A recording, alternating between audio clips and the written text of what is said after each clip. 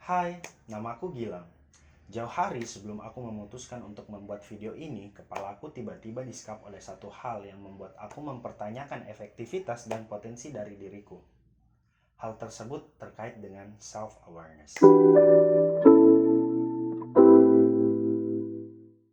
Apakah kalian pernah berada dalam satu posisi mempertanyakan diri sendiri setelah menyaksikan teman sepergaulan kalian, teman sebaya kalian, maupun teman satu organisasi kalian mengumumkan bahwa mereka baru saja mencapai satu pencapaian yang baru yang secara langsung meningkatkan kualitas diri mereka?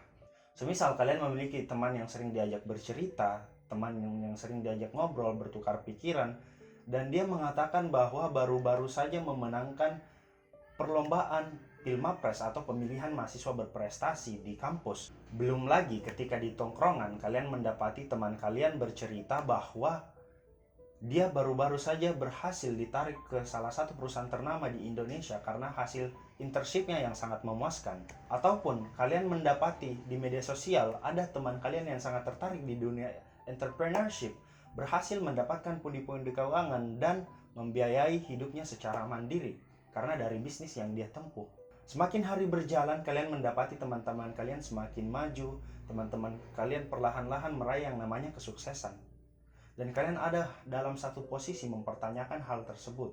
Kalian merasa sudah sangat tertinggal jauh, kalian merasa tidak mencapai pencapaian apapun, kalian merasa tidak berguna, dan kalian mulai membanding-bandingkan diri kalian dengan kawan-kawan kalian yang sudah mencapai puncak kesuksesan satu dua langkah atau bahkan sangat jauh langkahnya dibanding dari diri kalian sendiri. Ketika diri kita sudah memasuki usia beranjak menemui kedewasaan, seringkali perasaan seperti ini lahir sebagai hasil konkret dari realitas yang ada. Maka untuk meminimalisir atau bahkan menghilangkan hal-hal seperti ini, diperlukan yang namanya mindset self-awareness. Self-awareness itu apa dan seberapa penting self-awareness itu? Berdasarkan jurnal yang terbit di European Journal of Psychology yang ditulis oleh Anna Sutton menjelaskan bahwa the importance of self-awareness goes beyond well-being and mental health to include substantial impact on day-to-day functioning.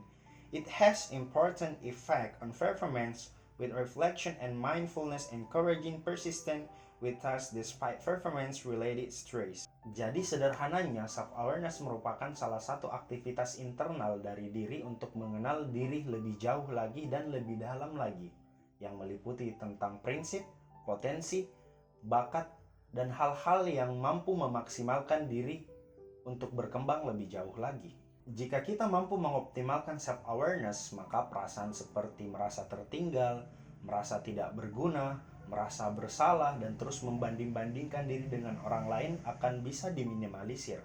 Semisal aku memiliki bakat di bidang kepenulisan, maka aku tidak akan iri dengan kawanku yang berhasil menjuarai Pilmapres atau pemilihan mahasiswa berprestasi di kampus. Aku tidak akan iri dengan kawanku yang berhasil ditarik di perusahaan ternama di mana dia sudah bekerja, aku masih fokus dengan pendidikanku. Aku tidak akan iri dengan kawan-kawanku yang berhasil memenangkan lomba desain grafis, dan lain sebagainya. Karena kenapa? Aku juga memiliki bakat, aku juga memiliki potensi, aku juga memiliki satu hal yang aku prioritaskan, dan aku fokus untuk mengejar hal tersebut ketimbang berfokus untuk mengejar hal-hal yang tidak berkompeten untuk aku tekuni.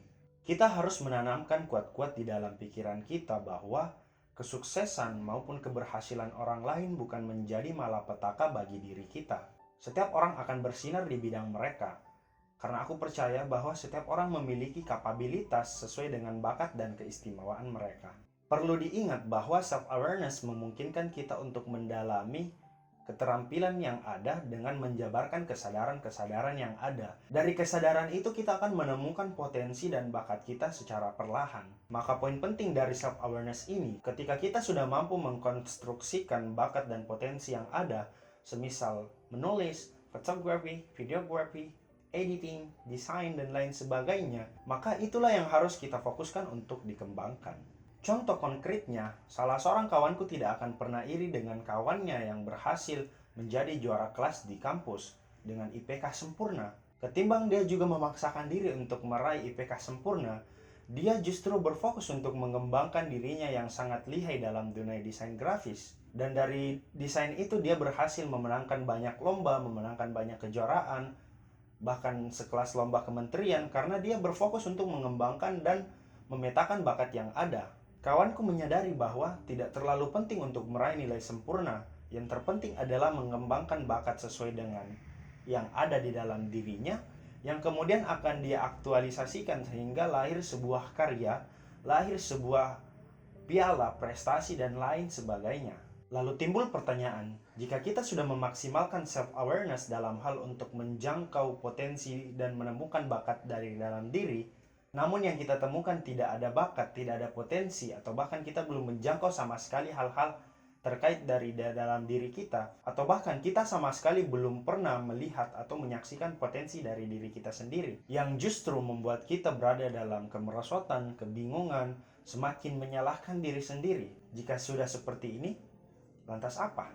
Jika kita sudah berada di fase ini, maka menurut aku langkah yang paling bijak adalah ketika kita belum mampu untuk memetakan potensi ataupun bakat yang ada. Biasanya potensi maupun bakat lahir dari ketertarikan kita. Misalnya, aku sangat tertarik dalam membaca cerita-cerita, aku sangat tertarik untuk menonton film, maka bisa saja ketika aku menggeluti untuk terus menyaksikan film, menonton film, menghabiskan waktuku untuk membaca buku dan lain sebagainya, maka perlahan-lahan apa yang membuat aku interest, apa yang membuat aku tertarik di satu hal itu akan menjadi bakat atau potensi di masa mendatang. Contoh lainnya, ketika kita tertarik dalam bidang kepenulisan, maka hal yang paling penting yang harus kita jalankan adalah membaca buku yang paling menarik menurut kita, membaca artikel, membaca hal-hal yang mampu menunjang ketertarikan kita sehingga lahir menjadi sebuah potensi dan bakat yang akan kita kembangkan nantinya.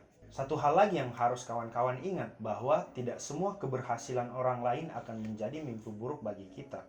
Selama kita terus berusaha, fokus untuk mengembangkan diri, fokus untuk mengenali diri lebih jauh, memetakan hal-hal yang kita sukai, memetakan hal-hal yang membuat kita tertarik, maka suatu saat nanti aku percaya bahwa kita juga akan meraih yang namanya puncak prestasi. Kita akan mencapai hal-hal terbaik yang berdasar pada apa yang sudah kita perjuangkan, pada apa yang sudah kita pelajari, pada apa yang sudah kita dalami sebelumnya. Namun, bagaimana jika kita sudah mendalami yang namanya self-awareness, kita sudah berusaha untuk mengulik terkait dengan potensi dan bakat yang ada, tapi kita tetap berada di persimpangan jalan, menyaksikan diri sendiri sangat tertinggal jauh dibandingkan kawan-kawan kita. Inilah yang menjadi tantangan tersendiri bagi orang-orang yang ingin maju. Sebenarnya hal-hal meliputi ketertinggalan dan merasa tertinggal itu adalah sesuatu hal yang wajar dan kita tidak bisa pungkiri. Suatu saat kita akan merasakan hal-hal seperti itu, suatu saat kita akan mendapati momen-momen seperti itu. Namun perlu ditekankan bahwa merasa tertinggal juga memiliki dampak positif. Menurut aku, merasa tertinggal ketika menyaksikan teman-temanku berada di satu fase yang lebih jauh atau lebih tinggi tingkatannya daripada aku, seringkali menjadi amunisi tersendiri bagiku untuk menciptakan ledakan prestasi di masa mendatang. Maka kita akan diberikan dua pilihan, merasa tertinggal jauh dan enggan untuk berbenah, atau merasa tertinggal jauh dan terbakar semangatnya untuk terus maju dan mengembangkan diri untuk meraih pencapaian versi kita sendiri. Maka kembali lagi kepada pengaplikasian dari self-awareness tersebut. Kita harus terus menggali potensi, kita harus terus menggali bakat, kita harus terus untuk mengenali diri lebih jauh dan lebih dalam lagi. Dari pengenalan diri yang lebih baik, kita akan merasakan diri kita lebih optimal untuk mendapatkan kesuksesan versi kita. Bahkan jika kita tilik dari kesuksesan orang lain, jika kita ingin menanyakan terkait dengan apa-apa yang mereka sudah lalui, tentunya mereka akan menjawab bahwa mereka juga pernah mendapati diri mereka berada dalam satu masalah, berada dalam satu struggle yang membuat mereka hampir untuk menghentikan mimpi mereka atau hampir untuk menjatuhkan impian mereka ke dasar jurang yang membuat mereka tidak akan mendapatkan pencapaian seperti ini. Yang berbeda dari mereka adalah mereka tidak pernah menyerah untuk melakukan hal-hal tersebut. Mereka tidak pernah menyerah dalam hal mengembangkan potensi dan bakat mereka.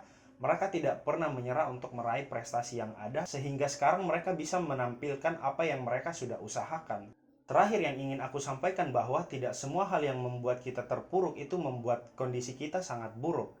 Kadang dari hal yang membuat kita jatuh, kadang dari pikiran-pikiran negatif yang membuat kita sangat berat untuk berbenah. Dari situ biasanya lahir inovasi dan potensi yang ada dari diri kita sendiri. yang akan membuat kita untuk semakin meningkatkan amunisi untuk menciptakan ledakan prestasi, yang membuat kita semakin untuk memperhitungkan langkah dan memperhitungkan tujuan-tujuan kedepannya, sehingga kita bisa mengoptimalkan dan memaksimalkan potensi dari diri kita yang akan meraih prestasi yang ada. Untuk itu aku ingin menegaskan bahwa self-awareness sangat penting bagi diri kita sebagai ajang untuk mengenali diri kita lebih jauh, sebagai langkah untuk memetakan potensi dan bakat kita yang akan kemudian membuat kita semakin bersinar di masa mendatang. Mungkin itu saja yang bisa aku sampaikan terkait dengan pembahasan self-awareness.